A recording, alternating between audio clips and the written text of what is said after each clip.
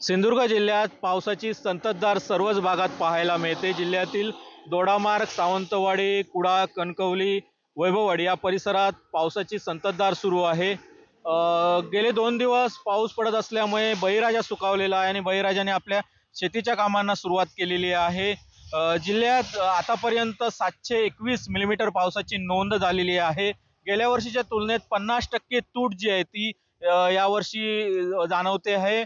मात्र सध्या जिल्ह्यात आज येलो अलर्ट हवामान विभागाने जारी केलेला आहे, तर उद्यासाठी ऑरेंज अलर्ट जारी केलेला आहे। त्यामुळे जिल्ह्यात मुसळधार ते अतिमुसळधार पाऊस पडणार असल्याची शक्यता हवामान विभागाने वर्तवलेली आहे। त्यात आज येलो अलर्ट जरी जारी केलेला असला तरी जिल्ह्यात साधारणतः 136 मिलीमीटर पाऊस पडण्याची शक्यता जी आहे ती हवामान विभागाने वर्तवलेली दिसते। त्यामुळे सध्या पडत असलेल्या समाधानकारक पावसामुळे बळीराजा सुखावलेला असून शेतीच्या कामांना वेग आलेला दिसतोय। कॅमेरा पर्सन परेश सह सदाशिव लाड, एबीपी माझा, कुडाळ, सिंधुदुर्ग।